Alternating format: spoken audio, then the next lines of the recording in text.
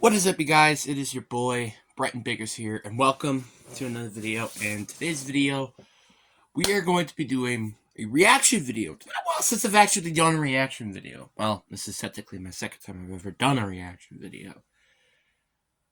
Is it technically? I don't know, actually, because, I did... Well, I guess that is considered a reaction, isn't it? Even if it's my own video. So I guess technically this is my third reaction video.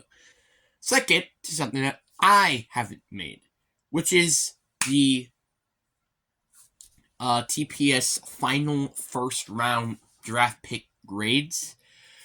I might be pretty biased to some of them. Well, not because they're from my favorite team or anything. It's just because of their poor situation that they're around, like Bryce Young, for example. So, yeah. But anyway, let's get into the video. First round pick to hand out final analysis and grades. Just an incredible season, well-rounded season, amazing year for a rookie at one of the hardest positions in the NFL to play. I think he's defensive rookie of the year. Really? Devin Witherspoon? Okay. Watch him have a down year just like Tariq Woolen did. And Sauce Gardner, they both had down years this year. Let us dive into our final grades for all 31 NFL 2023 first-round picks. Number 1, Bryce Young.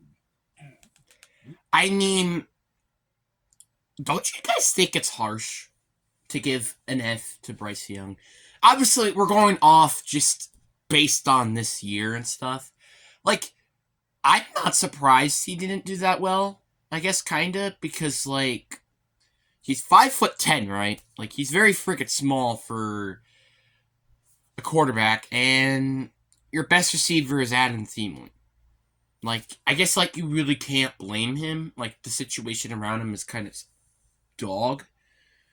So, yeah, but, like, you have, what? Let's say, like, this is their receiving core, basically. You have Hayden Hurst, Jonathan Mingo, Adam Thielen, like I just said, Lucas Scannell, DJ Chark, and Chuba Hubbard, Miles Sanders, and just like, again, like, what the hell? That's like such a not great group. Aren't solely blaming Young for his first-year struggles. David Tepper is officially the new worst owner in football, with Dan Snyder now gone, and the lack of weapons around Young, coupled with an atrocious offensive line, did not help matters whatsoever. Still, I feel bad for the Panthers. They just need a new owner. Like, you know what's funny? The only reason why Bryce Young got drafted to the Panthers was because of the factor that the owner wanted him. So, yeah. Obviously, would CJ Stroud be as good if he was in this situation? I mean, there's potential in that, because none of us expecting where Tank Dell or Nico Collins have such good years as they did. And Adam Thielen had a breakout year, so it's possible, but I don't think it's going to happen. Touchdowns in 10 picks. Number 2, CJ Stroud, A+. I mean, that's easy. Yeah, I agree. A+ easily. Houston took the Ohio State QB at number 2 and immediately reaped the rewards. Stroud threw for I think it's funny how they actually, like, none of us were expecting this to happen, too, which I think is funny. 3, Will Anderson Jr., A+. The Texans gave up a giant package to Arizona. I think he has, like, the last time I checked, I think he was in, like, the 70s in PFF, I think, so I guess I'll give him, like, a B+, but not an A+. Number 3 pick, which they use on the top defensive player of this class. Like Stroud, the Texans saw grade A production from the get-go. Anderson Jr. tallied 7 sacks and finished third in ESPN's pass rush win rate among edge rushers, behind only Micah Parsons and Myles Garrett. I guess that makes sense, then. You're saying B? Well, I mean, I guess it makes sense, because, again, he was out for the entire year due to, like, 50% of the year because of a shoulder injury, but when it was on the field, he was actually pretty good. Like, if we were talking in terms of production, I would say A+, but because he was hurt, I guess it makes sense to put him in a B, but at the same time, I think a B+ makes sense. 4 games in his rookie year due to several injuries, having required season-ending shoulder surgery in October. Sucks. I really hope he could still beat that guy that we hope that he will be when he comes back. All the pieces to actually win the AFC South. Number 5, Devin Witherspoon, A+. Yeah, I really haven't heard Devin Witherspoon so much, and I heard like, oh, he's like so good, but I didn't know that he was like defensive rookie of the year candidate good. Tennessee Hawks are among the bigger disappointments this year, but their prize rookie corner does not fit under that category. Nope. Focus rated Witherspoon. Yeah, this team has been incredibly disappointing though. I agree with that one. 16 pass defenses in just 14 games at 84. Oh yeah, and by the way, soon I'm gonna be making those videos. I don't know when, but I think I will be making some of those videos. He was one of PFF's top-graded run-stopping defensive backs, walking into a unicorn on an otherwise underwhelming Seattle team. Number 6, Paris Johnson Jr., C-. We felt like Arizona reached for Johnson here at number 6, and he certainly proved the naysayers correct with a very lackluster rookie campaign. Per PFF, the former Ohio State star allowed 8 sacks and committed 12 penalties on 1,130 offensive snaps. That's a yikes. But again, rookies are usually tend to struggle during their rookie years, so I guess it makes sense. He finished with a grade of 60.1 on the year, highlighting the fact that there is still plenty of room for improvement. Number 7, Tyree Wilson, D-. I'm surprised he didn't get an F because he honestly was like barely on that team. He played in all 17 of the Las Vegas Raiders' 2023 games, but didn't start in any of them. He played just 44% of the club's defensive snaps, according 3.5 sacks. I mean, it could be because like they are doing the same thing like the Packers do, you know, like they don't have him in so much during their rookie years, and then like they throw him in like a lot more during their sophomore than their third year in the NFL, but I don't know if that's true or not. That's not that great. That's why I would say F, honestly, instead of D-. Yeah, and that's also makes this thing make more sense to be an F. The fact you work right next to Max Crosby, who's arguably like, I think one of those like, I think he's at least in the top 10 in the most sacks this year. Like, the fact you have one player who's like basically a top 10 sack machine, and yet you're still playing this bad is kind of unbelievable to me. What would make you feel comfortable with the price? Well, oh my god. Skip. Thank you. Number 8, Bijan Robinson, B+. Robinson. Honestly, I think it would have probably been an A+ if Arthur Smith decided to freaking use him. But like, I still am questioning what the hell was this pick for? Like, yeah, I understand that he's arguably one of the best running backs in the league, and he showed it this year, but why are you drafting a running back with the 8th overall pick, by the way, and when you already have Tyler Algier and Cordell Patterson? It's just like, it made no sense to me, and it still makes no sense to me during this time. Like, Tyler Algier, like, in my personal opinion, I think is such a better running back. 1,463 yards of offense and 8 touchdowns. But as we warned you, the Atlanta Falcons didn't at all need Robinson. They already had a 1,000-yard rusher in Tyler Algier. That's why I think it makes sense. But in terms of production, I guess you could say A+ because of how crowded that room is. And that's cost Arthur Smith his job. But the bottom line remains, I don't blame him, because what the hell were they trying to draft a running back with the 8th overall pick for when they could have gotten Jalen Carter, who would have significantly helped your defense, by the way. Jalen Carter, A+. Yeah, I'm not surprised. He's had a really good rookie year in a rotational role. He had 6 sacks and 2 forced fumbles. People are actually saying he should win Defensive Rookie of the Year, which I actually genuinely disagree, because like he barely has any tackles for a defensive tackle. Like, sacks, I think, is understandable, but like tackles, no. That's why I think most likely maybe Devin Witherspoon is going to win Defensive Rookie of the Year. Carter was one of the few bright spots in Philly D that tremendously underperformed. Yeah, I do agree with that one. Darnell Wright, C. Wright was a serviceable starter for the Chicago Bears in year 1, at least as a run blocker. But he had plenty of struggles in pass protection, allowing 7 sacks and committing 11 penalties on 1,100. I mean, the thing is I actually like the fact that put him at C, because he did actually technically had a better year than But most rookie offensive linemen endure their fair share of struggles, so this wasn't exactly surprising. Yeah. Yeah, I feel bad for Darnold right there. Here's Skoronski, C. Skoronski was the consensus top offensive tackle in the class, so this initially felt like a great value pick for the Tennessee Titans. Skoronski had plenty of ups and downs as a rookie, though, and the Titans eventually moved him to guard. He allowed 5 sacks and 863 offensive snaps and was awfully inconsistent in the run blocking department. Number 12. Which, again, that's all lineman struggles for rookie years. This pick was widely scrutinized at the time, but It still makes no sense to me. Like, what the hell? Honestly, and I said this still. I mean, I think if they kept Jamal Williams and then drafted Jahmyr Gibbs, just trading DeAndre Swift earlier, I think that, like, this pick would have made more sense, but because just, like, it's just... And also, can I just say this? DeAndre Swift was actually playing pretty freaking nice for the Eagles, so I think that's just a Lions problem. Despite missing 2 games and despite playing less snaps, Well, I guess it make no. Gibbs finished with 945 rushing yards and 10 touchdowns. He finished with 1,261 yards from scrimmage and 11 total touchdowns. Number 13, Lucas Van Ness, C+. The Green Bay Packers had enough pass rushing depth when they took Van Ness at number 13 overall. So I kind of like the pick, because like how he was expected to make it to the top 10, which he didn't. But at the same time, we could have gotten like JSN or one of those explosive receivers, which that could have probably brought this offense to a different level. Like, no offense to Jalen Reed or Anton Wicks, they both are very amazing receivers.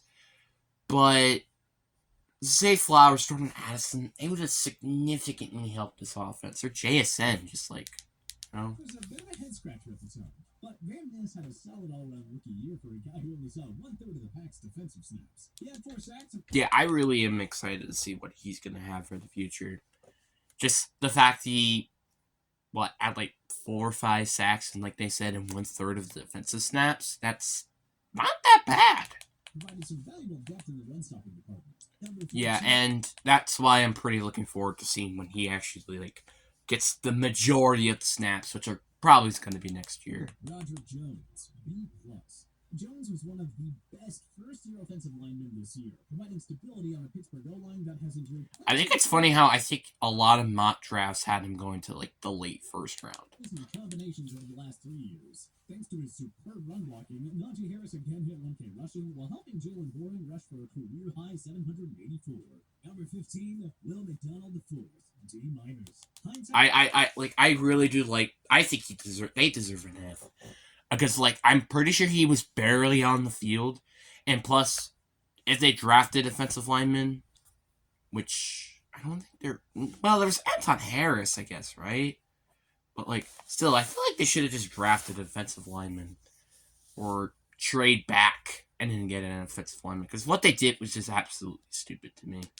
It's 2020, but boy, did the Jets blow it by not taking an offensive lineman here. They had enough pass rushing depth and really didn't need McDonald for stuff. Matter of fact, they don't really needed any defensive player, really.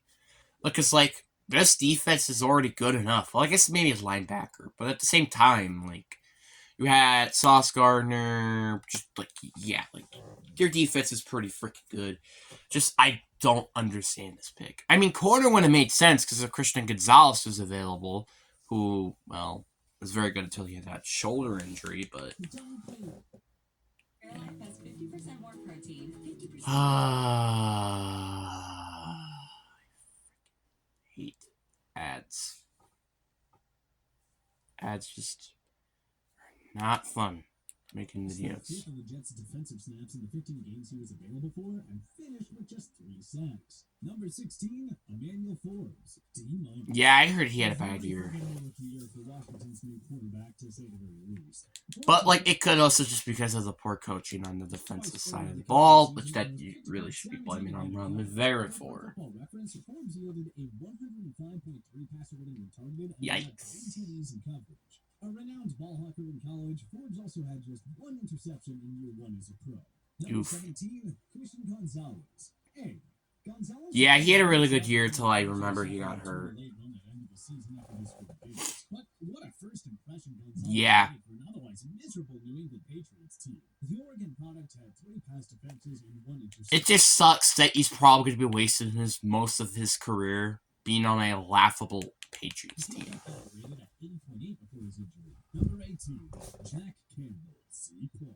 This was another highly criticized pick at the time, but Campbell exceeded... I mean, I guess it made sense. Like, I think this was a way better pick, though, I feel like, in my personal opinion, than the Jahmyr Gibbs pick, because of just the factor that they actually needed players on defense, and you know, he was, like, one of the best linebackers, but, like, still, he was way too high. Campbell had 2 sacks and 95 combined tackles and a limited role on defense. PFF also gave him a stellar run defense grade of 75.9. Campbell is a key reason why Detroit finishes the number 2 run D behind only Chicago. Number 19. Like, they have a bright future on defense, but God, they need to fix their secondary. Elijah Cansey. Dude, at first glance, 4 sacks seems pretty dang good for a rookie defensive tackle. But the data paints another picture for the new Tampa Bay Buccaneers. Cansey finished with a woeful PFF grade of 46.6. He was supposed to strengthen Tampa's stout run D, yet PFF graded him at a miserable 29.8 in the run defense. So much for forming a dynamic interior lineman duo with Vita Vea this year. Number 20, Jack. Like, at least he is getting after the quarterback, which I guess that's what I kind of thought at first. B+. JSN was never going to outpost eye-popping stats in Seattle's rush-heavy offense as a rookie. And the fact that they also had Noah Fant, DK Metcalf, Tyler Lockett in there, too. Not to mention that DK Metcalf and Tyler Lockett were Seattle's 2 best receivers. But Smith-Njigba was... Yeah, he actually had some good games. He had shown flashes this year, which is what we wanted to see. 28 yards and 4 touchdowns. His defining rookie moment, the game-winning TD in the final minute against the Eagles on Monday Night Football in Week 15. Number 21, Quentin Johnston. Yeah. It sucks, too, because, like, you know what's funny? They missed on so many other that could have impacted the receiving corps. And looking back at it, it's starting to look like, what was the frickin' point of drafting Quentin Johnson? Because, like, their defense is terrible, right? And they had Keenan Allen, Josh Palmer, who had a very good year, I feel like, this year, and Mike Williams. So what was the frickin' point of drafting Quentin Johnson? The Chargers have gotten very little out of the former TCU star this year. Even with Mike Williams missing most of the year, and even with Keenan Allen and... Yeah, he had a lot of costly drops. I forgot about that. He actually dropped, I think, no, that was Keenan Allen, never mind. Justin Herbert must have been freaking pissed. Yeah, there you go. There's that drop. That cost them the game. Number 22, Zay Flowers, A+. Honestly, that makes sense because he just freaking brought this offense to a completely different level. Elevated the passing game in 2023. Flowers had a phenomenal rookie year for the Baltimore Ravens, tallying 77 catches for 858 yards and 5 touchdowns. With Mark Andrews missing 7 games, Flowers stepped up big time in the Ravens passing game and helped Jackson put together another MVP season. Number 23, Jordan Addison, A+. Yep. I think Addison is arguably the best receiver in this class.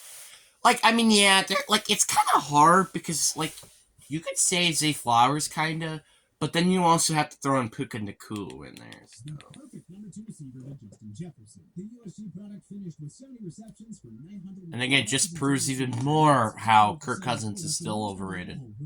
Number 24, Deontay Banks. B.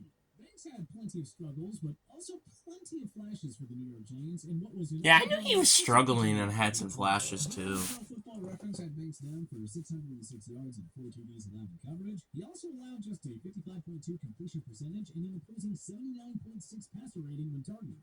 That's not bad for a rookie.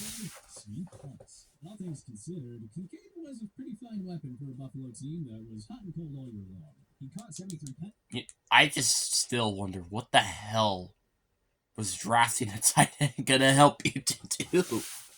Because they had Dawson Knox, like, it just made no sense. Like, they had, Josh Downs, Jalen Hyatt were available. Like, the thing is if they drafted Josh Downs, this offense, I feel like, would have been so good. For 673 yards and 2 touchdowns. Kincaid should only get better as he develops more chemistry. Yeah, but at the same time, why the hell draft a tight end when you could just gotten a receiver? 26. Monty Smith, D-. This was another questionable pick, since the Dallas Cowboys were loaded in the front seven. And sure enough, Smith underwhelmed as a rookie with 1 sack. I think it's funny how I used to thought this pick was actually be worth it. QB pressures and a limited role on defense. Per PFF, Smith had a miserable 44.9 run defense, which proved to be one of Dallas's few weaknesses this year. Number 27, Anton Harrison, C-. The Jacksonville Jaguars pass I'm actually kind of surprised at the factor he actually had a C-. I'm surprised because, like, yeah, like, Trevor Lawrence got hurt a lot, but that was kind of due to a bad offensive line. And Harrison's up and down play as a rookie didn't exactly help matters. I mean, I guess it kind of did, because at least he had ups instead of just all downs. Because there were some hot stretches where he looked like a future Pro Bowler. Harrison, like his Again, it's just your rookie season. rookie lineman, has a long way to go developing as a quality starter. Number 28, Miles Murphy, C. Murphy didn't make as much of an impact on Lou Anarumo's defense as many had expected. But of course, Go figure. it's hard for him to do much of anything when the Bengals only played Murphy for 28% of their defensive snaps. Wow. I thought that he would have had a little bit more snaps than that. Murphy had just 3 sacks in a limited role for Cincinnati. But, I mean, that's not bad if you're only playing, like, 28 defensive snap, which is also, by the way, barely over 1/4 of the defensive snaps. Number 29, Brian Breesy, C. Breesy showed promise with 6 pass defenses and 4.5 sacks as a rotational player. But he was town right off on the run defense. Yeah, he needs to work on that. Yeah, I'm surprised he got a C because I heard he was pretty bad in his rookie year. Number 30, Nolan Smith, D.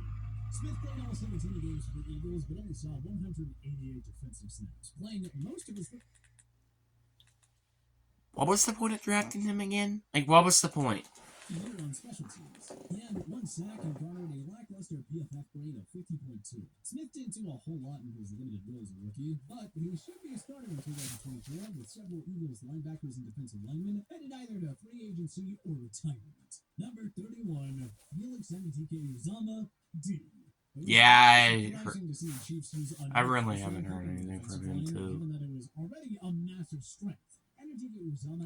Yeah, I just don't understand what was the point of drafting a defensive lineman. Like, I didn't understand that. Like, drafting a receiver probably would have helped, but at the same time, they also drafted a receiver during that time. So, like, what could have helped? I mean, I guess receiver, because, like, that's really their only need at the moment. Or D-tackle, I guess, with Chris Jones. Really could have used a receiver here. But who do you think was the best and most disappointing NFL rookie? Disappointing?